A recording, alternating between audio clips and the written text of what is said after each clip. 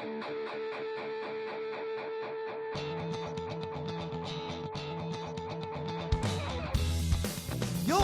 listening to the Let's Go Buffalo podcast, your new favorite podcast for everything Bills and Sabres.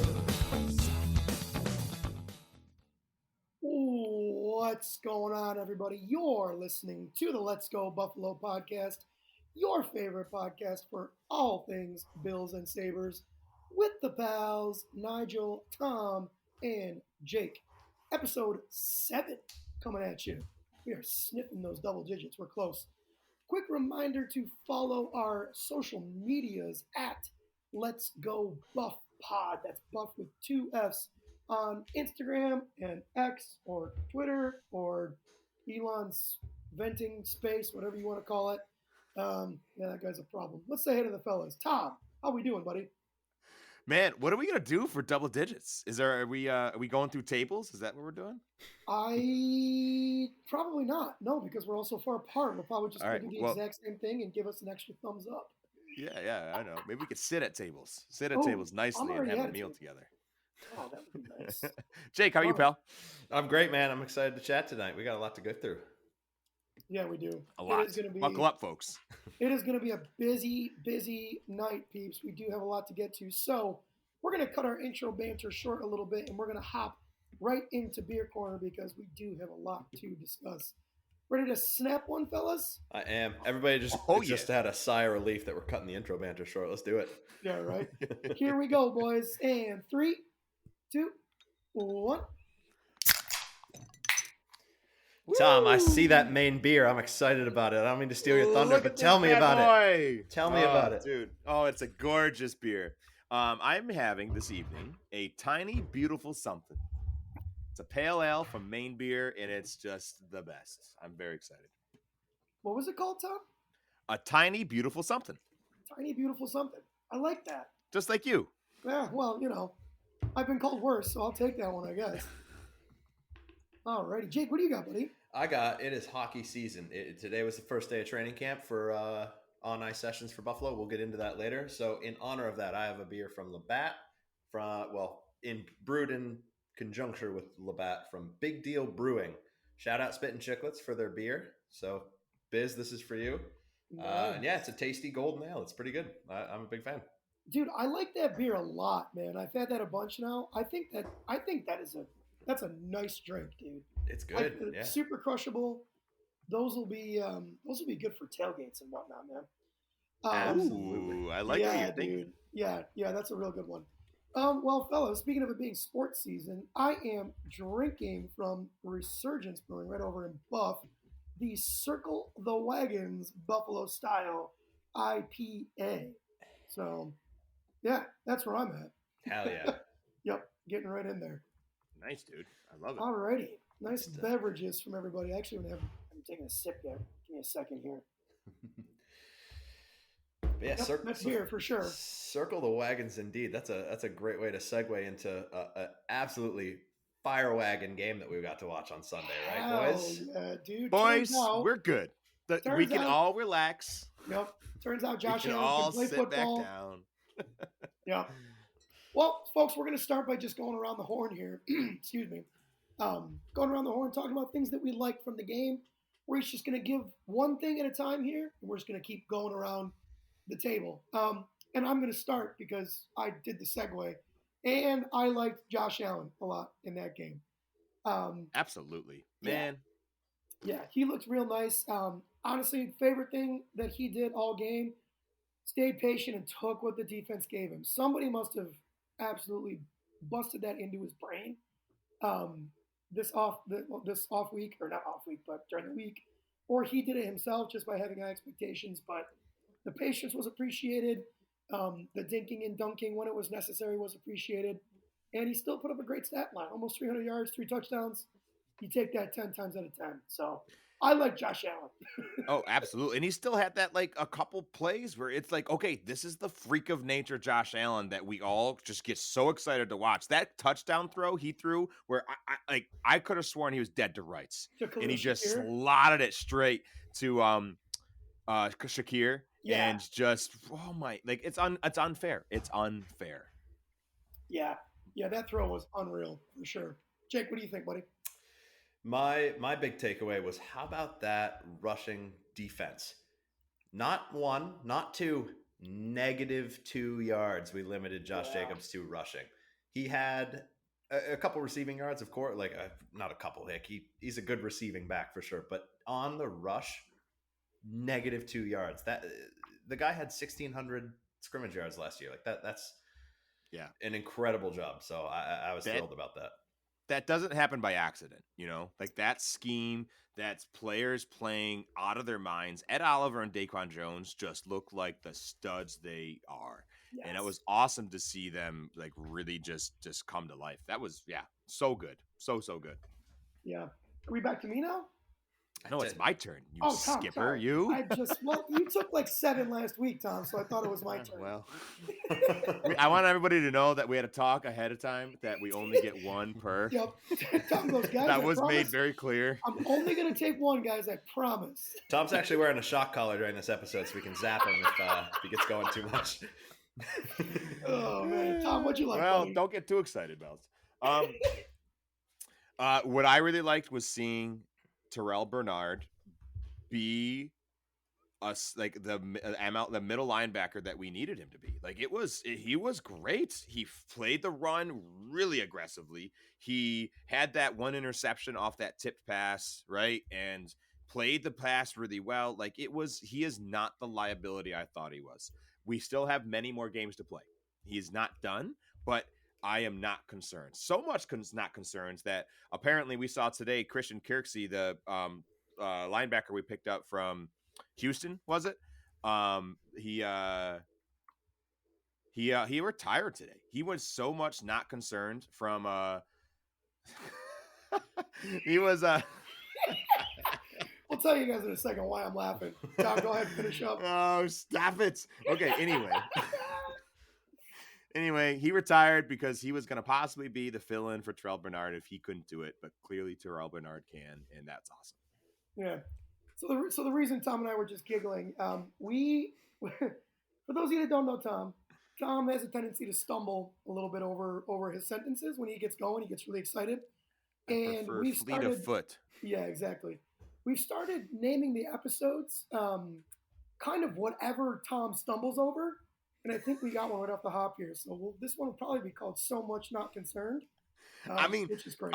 Can you, if you were to label Bills Mafia after that Week 2 Raiders game, so much not concerned. Yeah, that sounds pretty good. I'm taking it.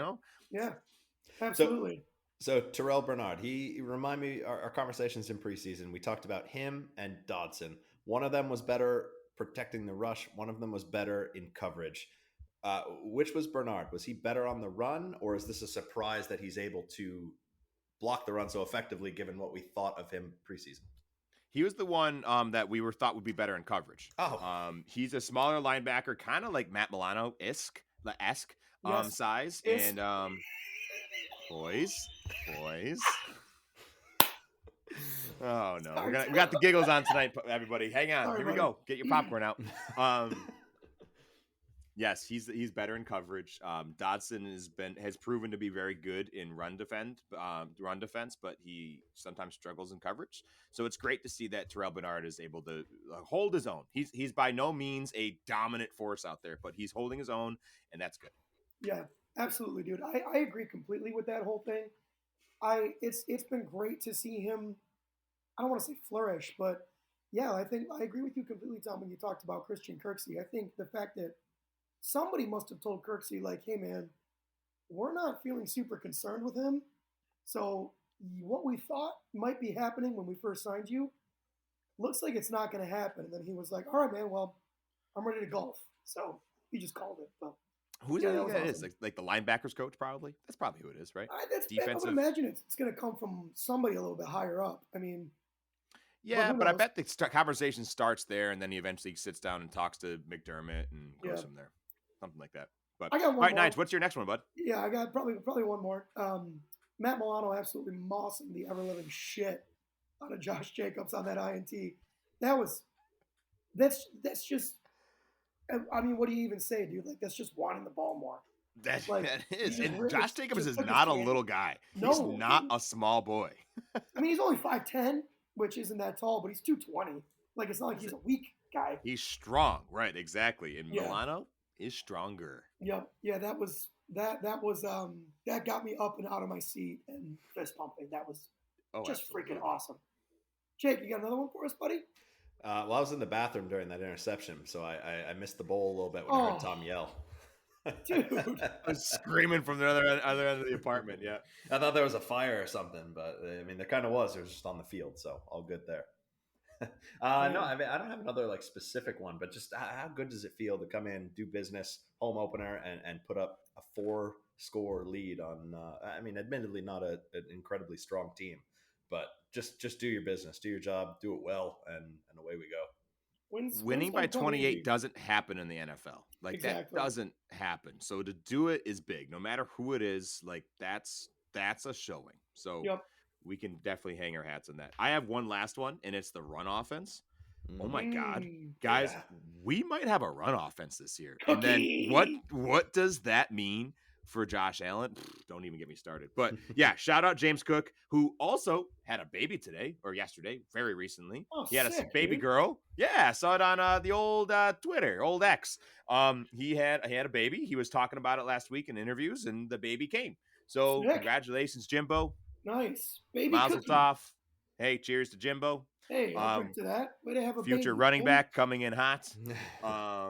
Cheers to Jimbo. It wasn't just him too. They did it by committee. It seemed like you saw a lot of Damian Harris and Latavius Murray, and they held their own. They did great. Latavius Murray punched one in. Yeah, I was happy with all of them. Jake, I thought you were going to say they had the baby by committee. I was like, wait a minute, how many people are involved in this whole thing, dude? It takes at least zone defense. At least two. At least two. Yeah, you can't right. do it by yourself. Yeah, definitely. Congrats on the sex, James. That's sick, dude. That's awesome. Oh, man. Yeah, that was awesome. Boys, any concerns or questions coming out of that game? I know for me, it's tough to find negatives in that game, right? I think the prevailing negative is we probably don't love seeing the defense immediately give up a touchdown and then the offense immediately go 3 and out. But I mean, for me, dude, my only, I guess, like overarching prevailing thing is I got to see Josh Allen play like this with some consistency. Yeah, right? It can't do it be, again. okay, I got the haters off my back, and now I can go back to being a complete psychopath again. I need to see it start to stack, right? These consistent Josh Allen games. Yes, agreed. And honestly, across the team, like let's see this run offense be consistent. Let's see Josh Allen be consistent. Let's see Terrell Bernard be consistent. Let's see the run defense on the front line. And that's my one only kind of con here from this game is I did not love that the pass rush didn't get home. Right? I think we had pressure, and we were obviously affecting the game and obviously affecting Jimmy Garoppolo, but. Man, this our front is lauded, and we've been hoping to see Groot and Leonard Floyd and Shaq Lawson, AJ Epinesa go eat, and it hasn't really come to fruition. So I'm hoping that means that it's just almost there. Something's got to change. There's some circumstances around the scheme or whatever's going on that the opposing team is playing. I'm hoping that there's something's going to click, and then this is really going to start really becoming effective. Yeah.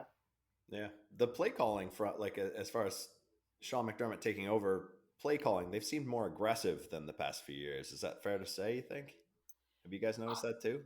You know what, dude?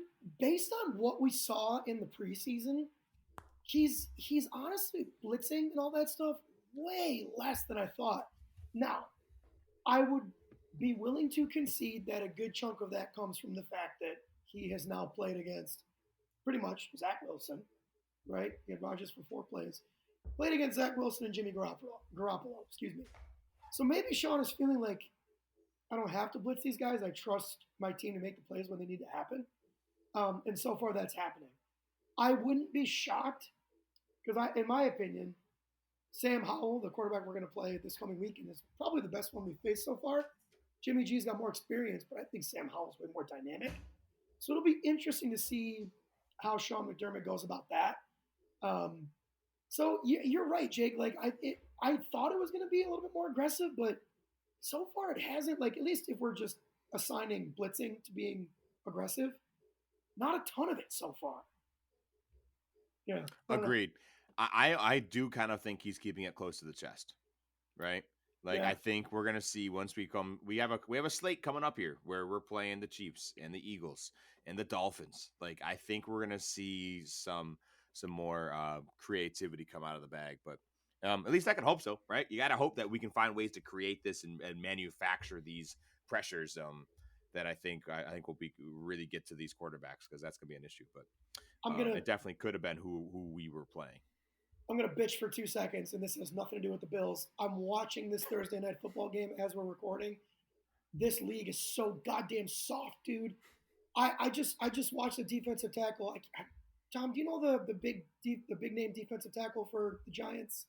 He's a good player. I'm Dex blanking on his name. Lawrence. Yeah, there Dex. you go.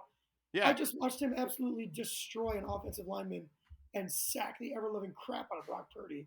But he landed on him with all his weight, so that means it's a flag. This league sucks. Stupid. Man. Yeah. How Like, about come Brock on. Purdy? How about you get bigger? Yeah, it's football. Like It's Dex football. Lawrence is gonna. Yeah. Oh, that sucks, man. That's stupid. What's the score? What's the score right now? 10-3. Okay. San Fran. San Fran. I was gonna say. 10-3 San Fran. Yep. All right. Cool. All right. Well, Well, a couple concerns, questions there. I see this next bullet point in our. I would like you to read it, please. Can you read it word for word? This says, "Give Nigel shit for picking the raisins (parentheses dry and shriveled) to win." Yeah. Yeah. Boo. Yeah, I'll accept that. Boo. Well, you know what, dude? I'll take this flack when it comes out like this, right? This is the only time I desperately hope that I look stupid and wrong. And Josh made me look stupid and wrong, so I'm for it. There you go. Yeah, That's fair. I'll take give it that. to you. I'll take that. All right. Should we hop Yeah. into week 3? Yeah, discuss matchup is my next bullet point. Very Let's see. good. Dude, I'll throw it to you guys, and I can go first or second or third. You guys let me know. What's the biggest matchup you're looking at going into this game? Like, what's your big X factor? For me, it's the Washington defensive line versus this Bills offensive line. We looked good. Like the Bills offensive line looked good and they played the Raiders defense really well. Can we do that against this Washington defensive line that is just stacked? Yeah. They don't have one threat in Max Crosby like the Raiders did. They got 2, 3, 4 guys who can all create some havoc. So it's gonna be a big deal of can we keep Josh Allen clean? He's gonna get sacked this week. I can almost guarantee. He's going to have pressure in his face. Can he play with that? Can he make that work? And can we work around that to still succeed in this offense? Face the pressure and still make smart decisions like he did against the Raiders when they weren't necessarily pressuring as much. That's what I'm going to look for. Yes. Yeah. For me, dude, and this might be kind of a cheap one, but because Tom, you took mine. That was my first one, and I had my backup. Hey, thanks for the good idea. Yeah. And my backup is really going to kind of be, and this feels like cheating because it's sort of McDermott against Bieniemy, but I want to see the way that Sean McDermott handles this rookie quarterback, right? Like, is the defensive scheme going to change a bunch? Is he going to start to be more aggressive, throw the kitchen sink at this kid, and just hopefully watch him shit his pants, right? Like, ideally, because I think, Tom, you said it last week, McDermott historically is pretty aggressive against rookie quarterbacks. Oh, yeah. Just plays with his food. Yeah. So, like, I'm hoping Sean McDermott schemes this up so that we're watching Sam Howell just absolutely melt on the field. I think it's definitely possible. So, I don't know if you would call that Sean McDermott versus Sam Howell or Sean McDermott versus Eric Bieniemy. But, yeah, dude, it's how Sean goes about handling this rookie quarterback who has proven to be potent, right? He's looked really good these first 2 games. His numbers aren't crazy, but he's dynamic. He runs hard. He's not afraid to throw the ball down the field. Like, this guy will go for it. So I'm interested to see how Sean McDermott handles this. I agree. I think he absolutely, he'll make some plays, but I think we got to remember who we have. Like our back 7 is still like just locked and loaded. So excited to see them. Excited to see if we can continue this run offense that we started, kind of gotten warmed up with the Raiders. Like I would love to get that rolling, start taking and really taking over the game in the trenches there, where our offensive line is able to make the plays they need and our run offense can start moving the ball. And then at that point, like it's the easy button. That's just now we've opened the floodgates for Josh Allen to play like Josh Allen like can, and where he's not going to be the issue. So Yeah. that's what I'm hoping for. Jake, you got anything, buddy? Now that I've taken one and Tom has taken two, and you know the least about the Bills.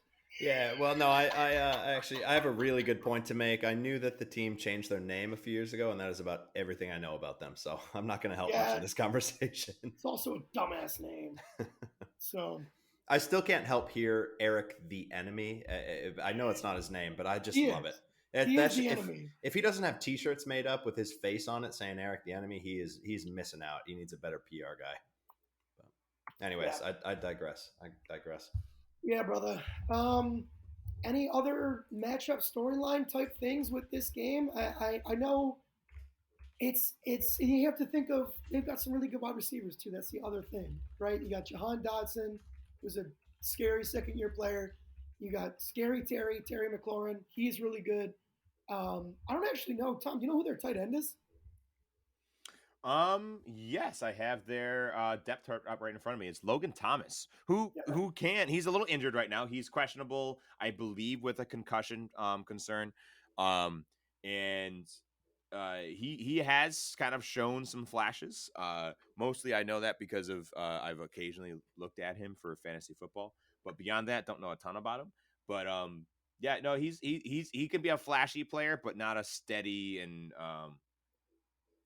really, he's not a steady threat in the least. So yeah. I think a big thing is Brian Robinson Jr. has had a great beginning of the year. Let's keep this run defense stout and continue where they left off last week, kind of just stifling Josh Jacobs. Would love to see that happen with Brian Robinson too. Yeah.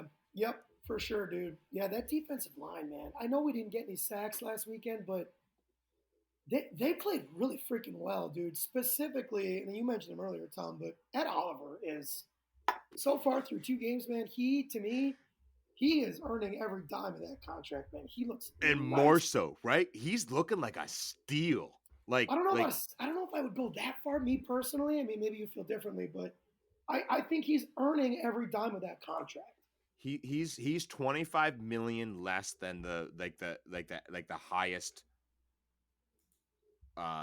defensive lineman contracts. Like Dex Lawrence, you just talked about playing for the Giants tonight. Like he's earning 90 plus. Yeah. So I think 25 million less than that is a lot less. Yeah, that is a lot. You're right, dude. And he's been super disruptive these two games. So not saying he's a Dexter Lawrence. But I would right now I'm taking this Ed Oliver. I'm with him and I love it. And you know what? Keep riding, buddy. Let's go have a good game this week. Yeah, he looks nice. All right, fellas, how about we do some score predictions? Jake, how about we start with you because Tom and I are bullies. He's gonna pull up his bingo board. Come on.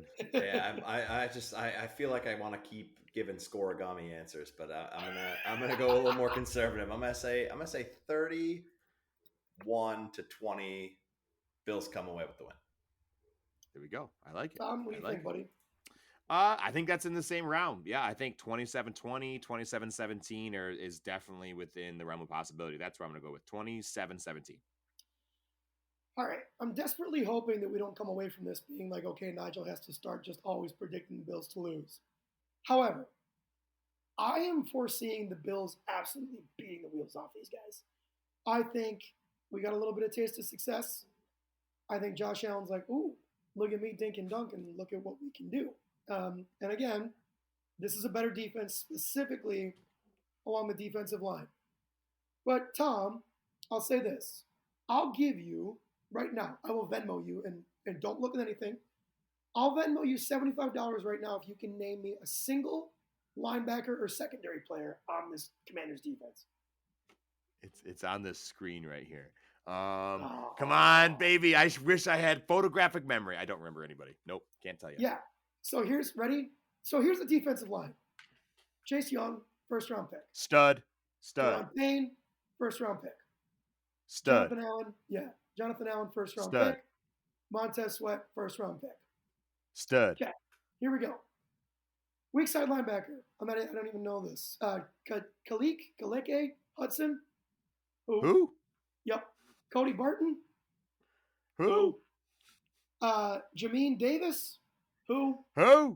Secondary, cornerbacks and safeties. And I'm going to rattle these off real quick. Kendall Fuller, Cameron Curl, Derek Forrest, Emmanuel Forbes. Who? So if you can protect Josh Allen and keep him off his back, dude, I could see this offense putting up another 40 burger. And on the offense, dude, aside from McLaurin, Dotson, and the running back, and I mean that's three good weapons right there. I don't know. My prediction's 45-21. Yeah. All right. Let's go, baby. Let's go. I've got us putting up some points, dude, because that secondary, I think Josh Allen can have his. Yeah.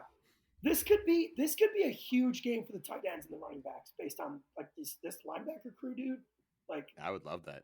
Let's go see Dalton because I mean Dawson. So Dawson's been nicked up. Do we know what Dawson's been nicked up with? He has not practiced for the last 2 days. Yeah, I didn't see the injury report from today. I did see that he did. I'm gonna go look for it. Yeah, go ahead. And then while you're checking that out, Tom, I guess we can transition. So we're gonna transition into the Sabres here, folks. We finally have a good chunk to talk about, and I think the rest of the pod here is going to be devoted to the Sabres. So we're going to get about a little over a half hour. But the Sabres just had their prospect tournament, and we highlighted the key players from that last pod. So it was the big names that you would expect: the Matt Savoys, the Zach Bensons, Itzhak Rosen, Ryan Johnson, Nikita Novikov. Just those bigger name prospects that it's time to see these guys start to take a step.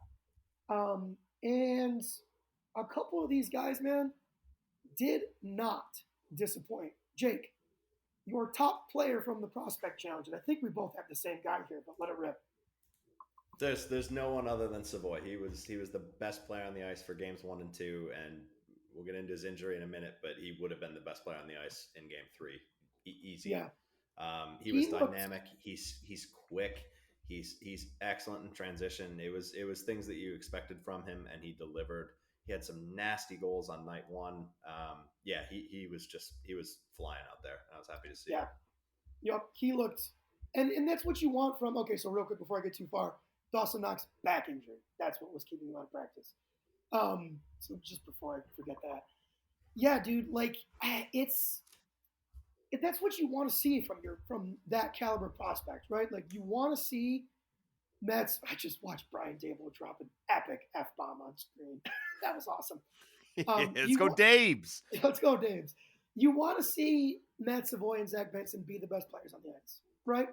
Zach Benson looked good and looked better as the tournament went on. Agreed. Matt Savoy was dominant the whole time he was on the ice. And that's just like, you want to get excited about it, but it's also like, this is what should be happening, right? Like, That's how he should look. Yeah, absolutely. He reminds me a lot for anyone that's been following the Sabres for a while or watched them back when they made some killer cup runs back in the mid 2000s. Matt Savoy reminds me a lot of what Danny Briere was as a player. I'm not saying he's the same player or have that kind of lofty expectation, but just stylistically, size-wise, incredible playmaker and good around the net. I mean, that's Danny Briere, right? I mean, that's the best case scenario, obviously, but still, that's who he reminds me of. Yeah. Couple other players here to touch on real quick. We touched on Zach Benson for a second. The stage looked a hair big for him initially. By game 3 of the tournament, I thought he looked really nice. Yeah, I mean, first time wearing a Sabres jersey, first time playing games that are against other NHL prospects out of juniors. So I think probably some nerves, some pressure mixed in there. I hope to see him kind of settle in a little bit more as camp goes on. Yeah. But I mean, he was a long shot to make the team anyways. I think he was kind of destined to go back to the WHL anyways. So nothing too concerning. I thought he looked tenacious along the boards. He's really strong on the puck for a smaller guy. He does not get pushed around very easily. Really good board play, good puck control, and yeah, I just want to see a little bit more. He was trying some plays too. I think that'll come as time goes on. He finds his game a bit more, but I was Exactly. overall happy with it. Yeah. I, Go ahead, Jake. he had there was a couple penalties that he took, which you don't love to see, but it seemed like they were the result of him battling. And one in particular stands out. He was in a puck battle with a Montreal player game 1, and he went to kind of battle for the puck. And I think the Montreal player just wasn't holding onto his stick fully and dropped to the ice. He got a slashing call, but stuff like that, I think you're not going to see that as much against true NHL players when he does get there.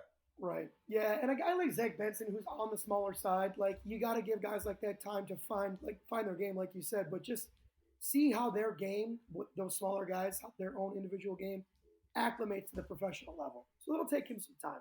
Yeah. Tom.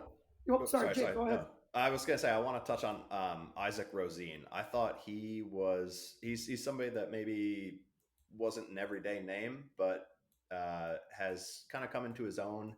He like I mentioned this a podcast or two ago when we talked about Buffalo Sabres, but he had a great year in Rochester, great playoffs, and I thought he looked really good on the ice. He was creating a lot of offense for his line and looked good defensively too. I thought his transition play was excellent. So I wanted to shout him out. I think that's a guy you see in Buffalo at some point this year. Absolutely. So real quick, Jake, I'm going to put you on blast just a hair. And I initially said it the same way, but I found out through Paul Hamilton and good old Twitter, his name is pronounced Itzhak Rosen.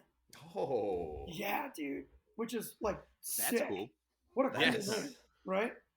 Itzhak Rosen. Itzhak, right. Yeah. It almost sounds like there's a T in there. Itzhak Rosen. That's like so sick. Right. Noted. Tommy, do you have, so we just touched on 3 pretty prominent players there. Anything you want to chime in on? Questions you want to ask? Anything like that? Or should we keep on going?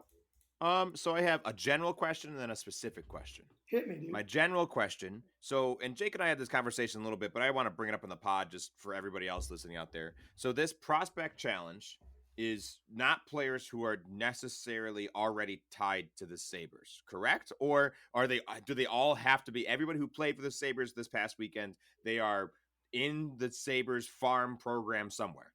So, yeah, most of those players are going to be in their farm system. Some of them are kind of like, you know how like NFL teams will bring undrafted free agents into training camp? Sure. You have a handful of those guys in there too, and probably even a little bit more than a handful. The reality is, dude, you know, we talked about it, I think, a little bit last week. There's only 2 of these guys having, 3 of them, a remote chance to make the Sabres club this year. So right. Most of these guys are just prospects in the farm system, but a lot of them are also UDFAs that I don't even, like, they're not even under contract. We just bring them in to see if they can earn, a contract somewhere along the way. Or an invite to camp kind of thing? Exactly. You got it, bro. Yeah. Yep, yeah. 100%. All right, cool. Tom. So then my specific question is, you guys are talking about Benson being a little bit on the smaller side. Is he a smaller side in general for a hockey player, or his specific position, or am I thinking about it the wrong way? Go ahead, Jake. You want to take this one? Yeah, sure. So I'd say, well, typically there's exceptions to every typical phrase, but he's a forward. Forwards are typically a touch smaller than I'd say defensemen are.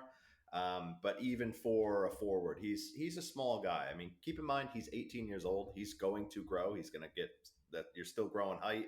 He's got plenty of work to do in the weight room. But from what I'm looking at on Elite Prospects, is he's 5'10" and 159 pounds soaking wet. So, oh my God. He's a little baby boy. He's a small kid. I don't think it's as, I think NHL teams, as a note in general, place too much emphasis on size over skill at the draft, which you could argue that you can't teach size, right? Like that's something that translates to almost any sport. But he is just that much of a creator with the puck, and he's so strong protecting the puck against guys that are bigger than him.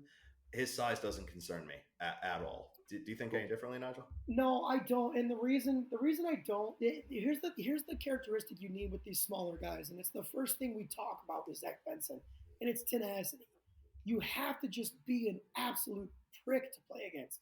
and that is Zach Benson, dude, particularly on the forecheck. Now, Tom, do you know what I mean when I say forecheck? No. So forechecking is you and I are, or excuse me, I'm on a team, right? You and Jake are on a team, right? If you and Jake are you're in your defensive zone, but you have the puck and you're looking to break out, right? Me as a forward, I'm gonna bother you guys and annoy you guys and be in the passing lanes and stuff like that, trying to get the puck back. That is me forechecking. Okay, so as an offensive player, I'm trying to irritate you guys and get the puck back while you're transitioning to the offensive zone.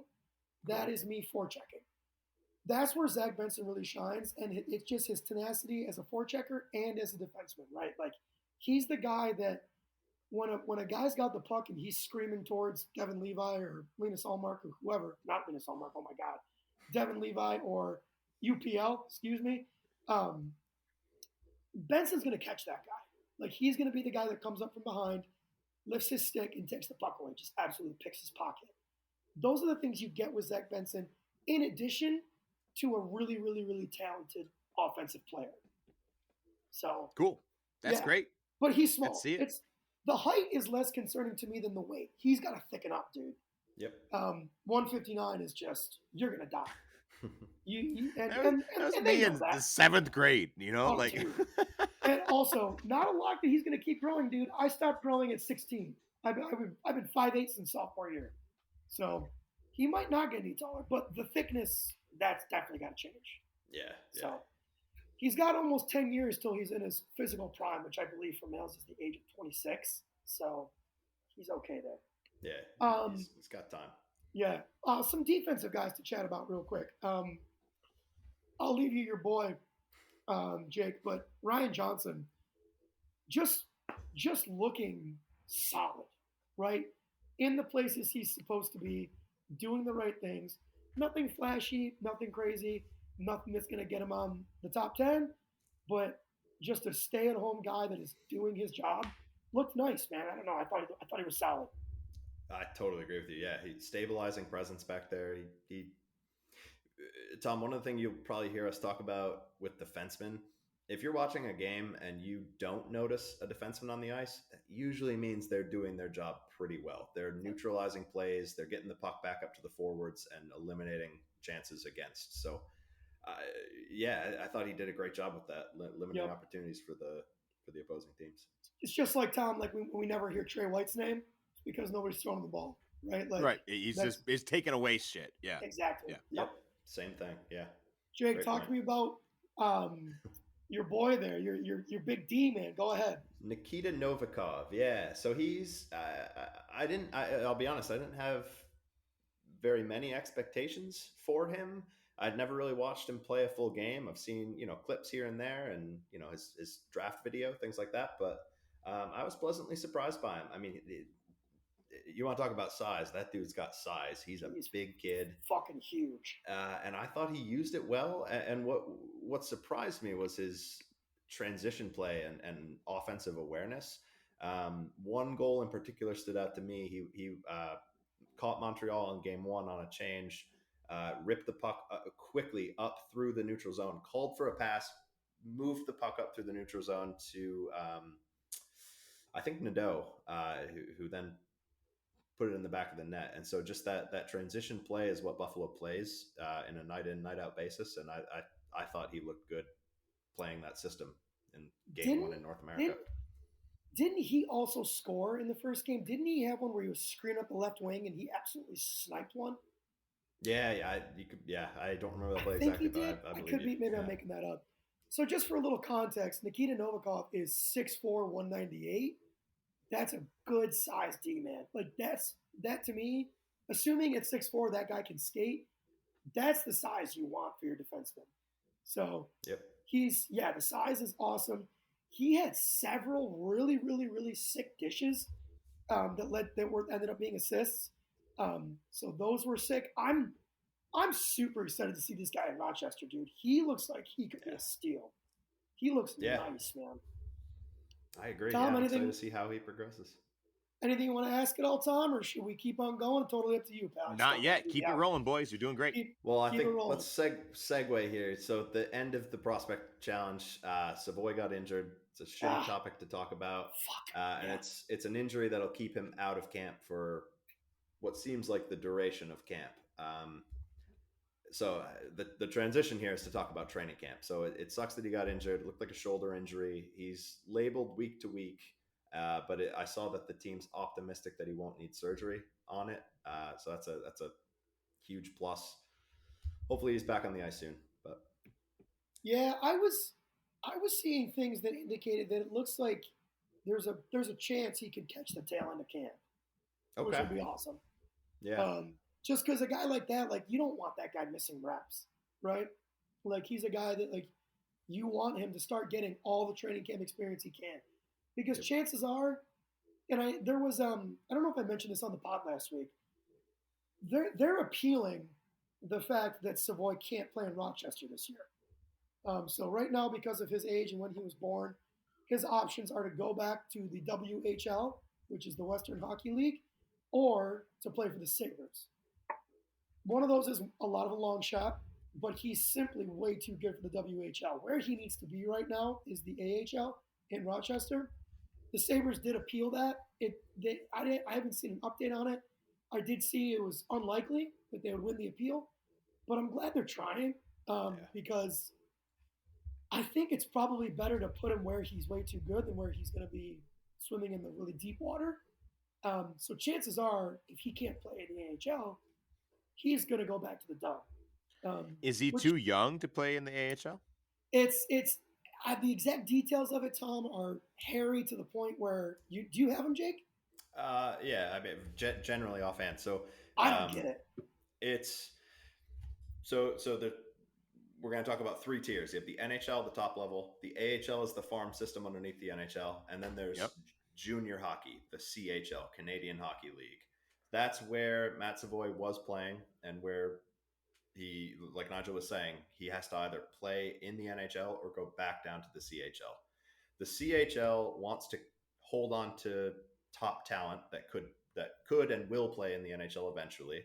And so a while back, there was an agreement set up between the CHL and the NHL, the top league and juniors, to keep those younger players in juniors for longer. So if you are under 20 years old and you are drafted and play in junior hockey, you cannot play in the AHL until you are older than 20. So it's a shitty rule for somebody like Matt Savoy, who, like Nigel was saying, is too good for juniors, but maybe needs a little bit more seasoning before they're ready for the NHL game. But it's the rule that's in place. It's to protect the junior game, and that's why it's there, as shitty as it is sometimes. What does he have? Can he vote yet? Does he have 2 years? I can't even go get a beer, Tom. not yet. Well, I know. That's why I haven't even started there. Right.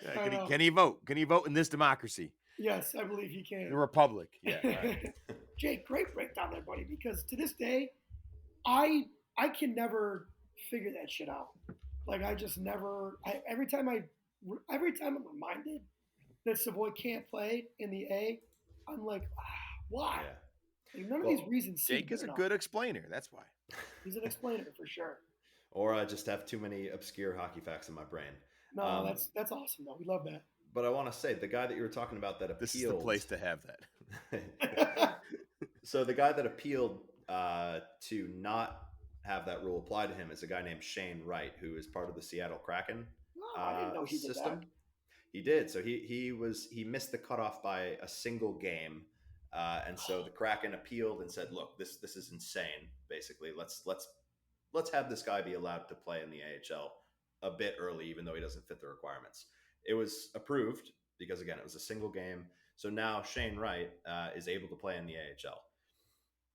The reason I bring this up, last year, Shane Wright was in a very similar position to Matt Savoy, the Sabres prospect today, where he had some injury issues. He was too good for juniors, not good enough for the NHL. And so what Seattle did was keep him with the team so that he can have access to the team facilities, trainers, medical staff, everything, and just space out the number of games that he played. and kind of brought him along for the fall. And then once the World Junior tournament took place around Christmas time, they sent him off to play for Team Canada. And then after that, sent him back to junior to finish the season out. So instead of making that decision in September, October, they were able to kind of kick that can down the road and get him some time with the NHL team, practicing with the coaches, training with the staff, to help aid his development. So I'm not saying the Sabres do that, but it is an option for them to do, especially because he's injured right now. Bring him along slowly to keep him with the team and kick that decision down the road. Jake, you are absolutely fucking buzzing right now, dude. Unless Tom has any questions for you based on what you just said, I'm gonna pass this I almost did a Tom there. Facilitation role off to you. Take us through camp, dude. Unless Tom has anything, dude. Jake, keep I just rolling, wish dude. I just wish you kept going. No, let's keep going, buds. You're doing great. I'm no, having fun. Well, no, Jake is buzzing. Jake's gonna take us. I'm passing the torch. This is a team sport, boys. I'm not doing anything without you. Yeah, dude, but you're the one with the hot hand tonight. Take us through some camp, dude. We'll chime in when you're ready for us. Okay. Well, yeah. So like we said earlier on the podcast, hockey's back. Training camp opens officially yesterday with some media day and some physicals and things like that for the players. They got on the ice this morning, so we got a first look at what some of the lines are that we can get into in a little bit here. Oh, wait a second, Jake. Can I cut you off? Please. The only thing that really truly matters from all this is Devin Levi's mask is fucking sick, dude. Right? Oh my God. His gear, dude, his new NHL gear, the Sabres, absolutely unreal. I lied. Hey, if you didn't see it, go check out the Let's Go Buff Pod on Instagram, and it's on the story, so check it out. Yeah, buddy. Yes, sir. And Tom, that's something that matters. I love that about hockey. The goalies get to do whatever they want with their mask, within reason. There's no dongs on the hanging on the forehead. Imagine if Josh Allen can like decorate his helmet how he wanted. Yeah. Oh, dude, I think they should. Football players do that. That'd be so sick. How sick would that be? Like cleats? Yeah. Anyway, all right, keep going, Jake. Yeah. No, you're good. But so I guess just opening camp up, I was excited about some of the stuff that I saw from the player interviews. A ton of talk about playoffs, a ton of talk about let's extend our season, our window's open. We were able to compete with some of the best teams last year. Let's prove that we can compete with them this year and make it to the dance. So every team's saying that, but it seems genuine. It excited me, but I'm an easy excitement in that field. So the boys are hungry, though. Let's go. Let's go, legit, baby. Because, yeah, you're right. Everyone is saying that this time of year. When you watch these guys in their interviews, man, like it's oozing out of them. Like these guys look like and seem like and are very, without trying, it seems like conveying a really, really, really intense hunger to get out there and compete like tonight. Like, yes. You're right, dude. Like the guy, like the way they're talking, it's like, get me out of this fucking interview and let's get to the ice, man. I'm ready. Chomping at the bit, huh? Yeah. Big time. And they got that chance today. They were out on the ice, and so we got a first look at some lines. Obviously, these are going to change throughout training camp. Tom, they're mixing and matching. They got the blender Absolutely. Going.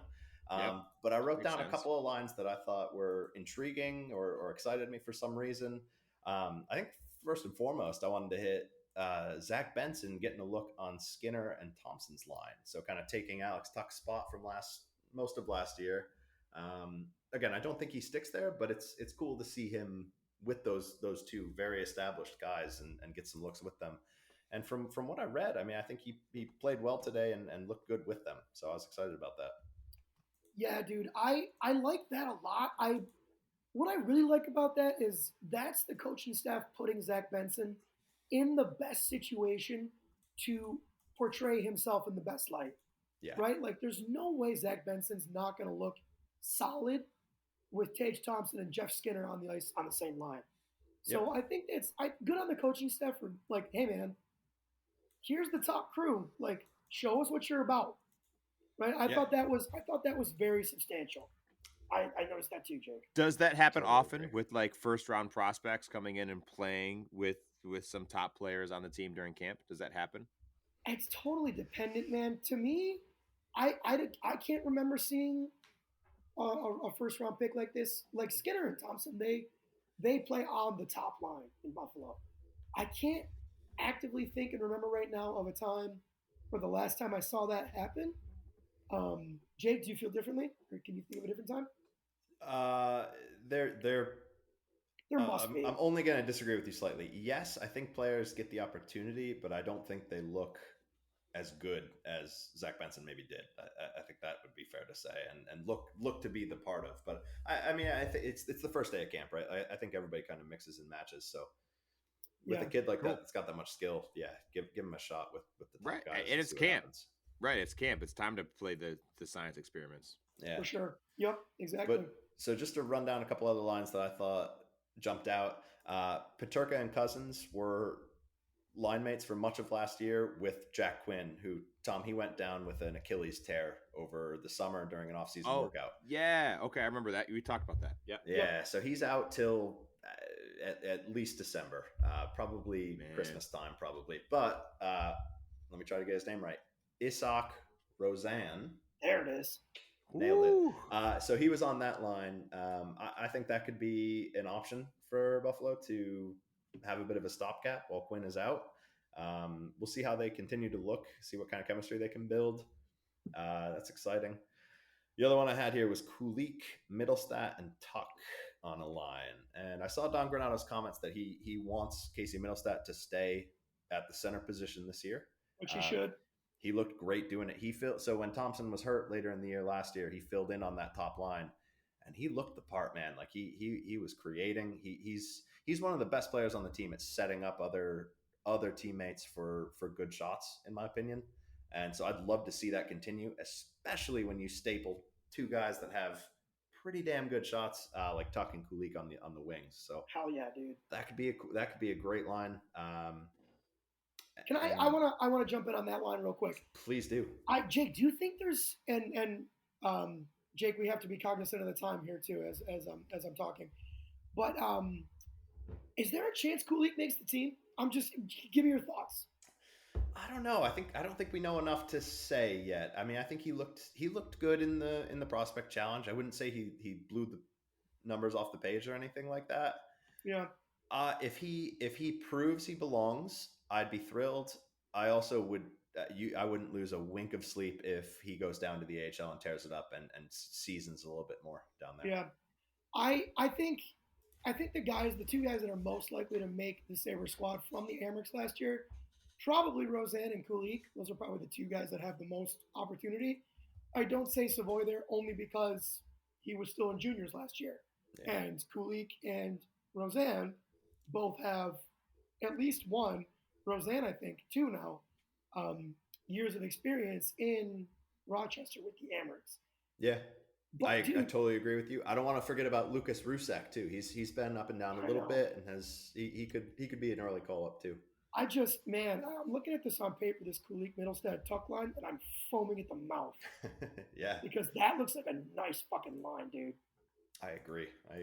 We'll see. We'll see what the blender does. Yeah, bro. And speaking of blender, the defense was a little mixed up, so I think maybe we put a pin in that for the sake of time and talk about how those rotations develop over camp. And that's a question that we'll talk about later in a future podcast of what do those rotations look like throughout the year? Because I think they will rotate early and often around. I certainly don't think a consistent pairing is going to be Samuelson and Eric Johnson. That's a defensive pairing that will generate 6 points all year. Yeah, so maybe on the penalty kill, but I'll give it to you. But not because they're bad; they just play a stay-at-home, not offensively flashy style of hockey, which is great. You need guys like that. Absolutely, they shouldn't be together, and Samuelson won't be on the bottom pairing. So, yeah, for sure. I think for the sake of time, I think there were two rumors that we wanted to address. I think we should move over to that. I'll let you take the pick, Nigel. Which one do you want to start with? Man, just because this is the one I want more and think has way more possibility to happen, I'll touch on the Patrick Kane one here. Man, like it's wild, man, because so Patrick Kane, for those that may not know, is from Buffalo and is probably Jake, where is he? Is he the best American born player of all time? Is he top 3, top 5? Where do you put him? I think the conversation starts at top 3. I don't know if I can put him The at the best. best. Yeah, that's tough. I think Mike Modano might have that one Yeah, wrapped up. that's the same name I was thinking of too. And there, Brett Hull. You got so Brett many guys Hall. like that. Yeah.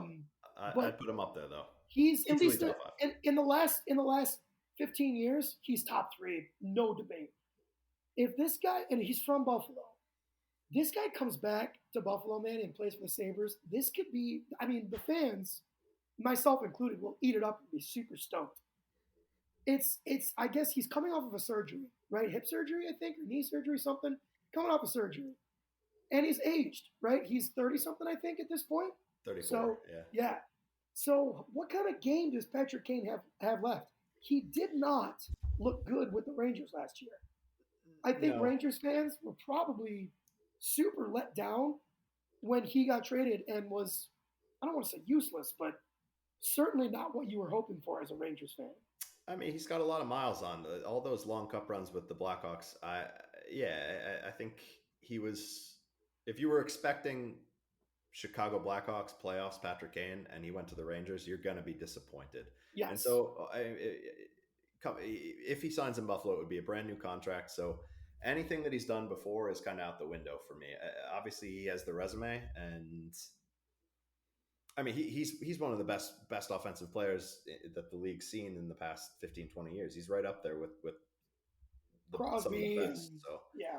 I mean, I think he still has gifts to give offensively, especially in a system like Buffalo's, where it is fast, transition-based possession hockey. Yes, dude. So I think he would do well. I think he'd put points up. I think he's an absolute boat anchor on the defensive side of the puck. Correct. But I mean, that is what Buffalo plays, right? It's fire wagon hockey. Like it doesn't matter for oh, boat anchor. Oh, I think that's a runner-up for an episode title. Oh, that could be a good one. Yeah. But look, this dude put up 92 points in the league, not this past season, but the season before that on a bad Chicago Blackhawks team. I think he still has plenty to give. I don't think he's getting ready to hang him up. I think it'd be a great ad. I will say I'm hesitant to give any more than a year contract. If he's looking for any more than that, I would turn around and walk away. But on a 1-year contract, throw the paycheck at him for a year and let him cook.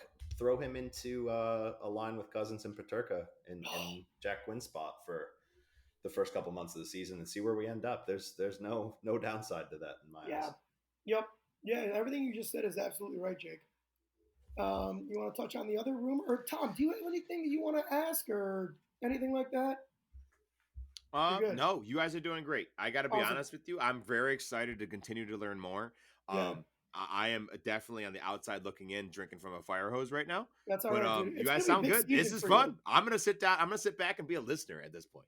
Dude. I can't wait for you because I think I don't know, man. Maybe it won't become what the Bills are for you, dude. But also maybe it will. And what I want is to be able to be knowledgeable enough to be able to contribute to these conversations. Yeah.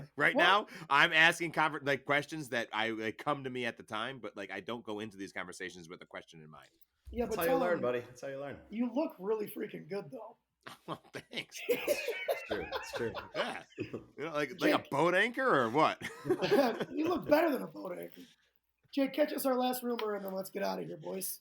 The last rumor I saw was, and again, I don't know how much weight there is to this. It's just some reporter talking on Twitter is probably what it is. But the rumor was the Sabres were kicking tires on Trevor Zegras from Anaheim. He's a 22-year-old left-handed center coming off his rookie deal. He's unsigned at the moment for this season as an RFA. And what I've heard from others like Elliot Friedman is that there's some turbulence there.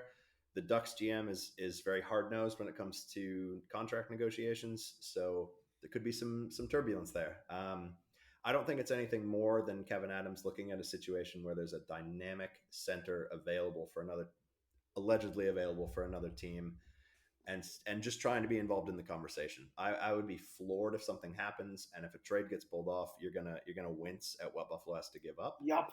But I will say Trevor Zegras is a potentially game-breaking center that helps massively in transition. I don't think he's superb defensively either, which again is one of Buffalo's concerns. But again, that guy can flat out fucking play and is excellent, Yeah. excellent at creating offense. I think, and then just the last real quick thing, I think the conversation in terms of acquiring Trevor Zegras, if you're the Sabres, the conversation probably starts with Dylan Cousins. And for that reason, in and of itself, I'm out. Same. 100%. Yeah. Because he's bigger, more defensively responsible, and not for nothing, put up more goals last year. So, and one more thing, signed for the next 8 years. Oh yeah, don't forget about that part. Hell yeah. So yeah, if that's like if they're like, yeah, it starts at Cousins and I'm Kevin Adams, I'm giving you freaking blowing you a kiss and I'm out the door.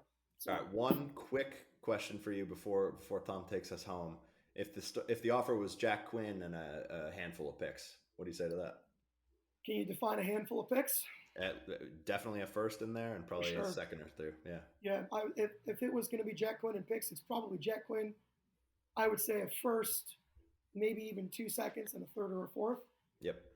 For Trevor Zegras, I'd make that move. I would. Because we have such a deep prospect pool at this point. I'm okay with trading the picks, and Jack Quinn, it hurts to lose a guy like that. But if you're getting a Trevor Zegras to add to this team, that one I'll do. Yeah, for sure. I agree with you. But like we said, it's probably just seeing what's available, putting offers out there. I'd be floored if anything like that happened. So for sure. I imagine he re-signs in Anaheim and this conversation's moot. So agreed. Tommy? All right, folks. Well, hey, thank you for tuning in. Thank you all from the bottom of our hearts for spending some time with us. We really appreciate you. These are my pals, Jake and Nigel. My name is Tom, and you're listening to the Let's Go Buffalo podcast. It would mean a lot to us if you'd share an episode, give us a like, follow us on Instagram and the X at Let's Go Buffalo Pod. And we're sending you love wherever you are. Go Bills, go Sabres, let's go Buffalo.